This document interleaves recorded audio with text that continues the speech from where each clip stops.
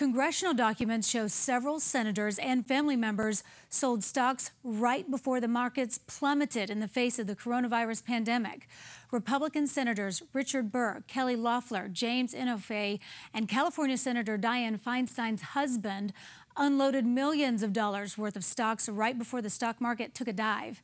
Now, there's no evidence that the stock sales were made on the basis of any inside information Burr received or that they broke rules that prohibit senators from making money off insider information. But many are questioning their actions and the information they had at the time. I'm not aware of it.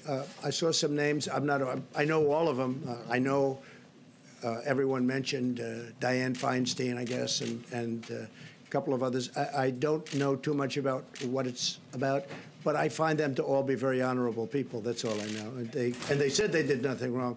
I find them, the whole group, very honorable people. A spokesperson for Senator Richard Burr says the sales were made weeks before volatility in the markets, and he has announced he's asking the Senate Ethics Committee to review his sales. And joining me now to talk more about these senators is KUSI contributor and AM 760 radio host Mark Larson. Mark, thanks for joining us. Well, this is a pickle they've gotten themselves into, at least by appearances, and we're worried in these times, as we should be, about people price gouging. If you find toilet paper and they jack up the price, you ought to be concerned if elected officials are doing this. In the past, they did this all the time. That's right. 2008, there was a book called Throw Them All Out by Peter Schweitzer, who's written a lot of real well-documented books. Got attention on Capitol Hill. It was on 60 Minutes. President Obama then in 2012 signed what was called the Stock Act, which is pretty much saying they can't do this anymore. We're onto it. Isn't well, they may still be doing it. So it looks bad, especially for Richard Burr. There's some other issues. I know Senator Inhofe. He's a really good, decent guy. I'd be surprised if there was anything else there, maybe circumstantial, but investigate it. Don't wait, investigate it on all of them now. But he was already converting like to mutual funds, and they have their blind trusts and so forth. Feinstein says that, again, blind trust, and it's her husband's dealings.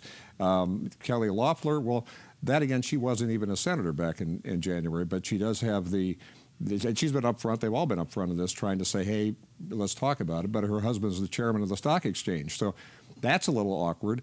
Richard Burr he took pretty much everything, and on the timeline, when you're intelligence chair, you're privy to things, and it doesn't look good.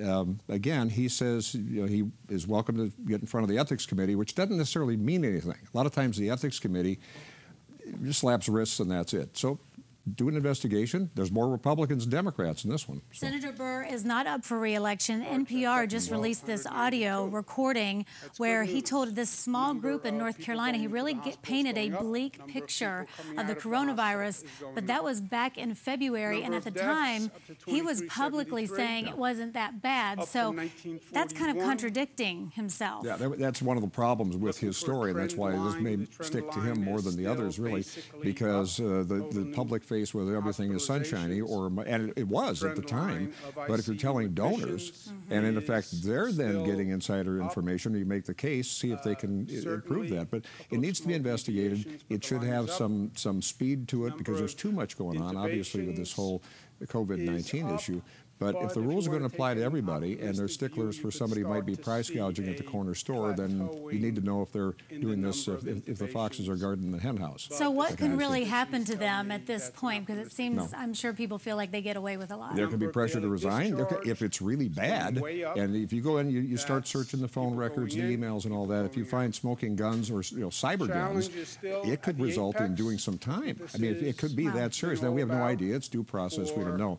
But so far, the optics, the timeline appears to be very uncomfortable, especially for Burr. In that ethics committee, are they able to get all of those records, emails, all of that? Well, we've seen a lot of that, haven't we, in the last month? Boy, that impeachment thing feels like 7 years ago now. Wasn't that the good old days, right? Yeah, when it was only that.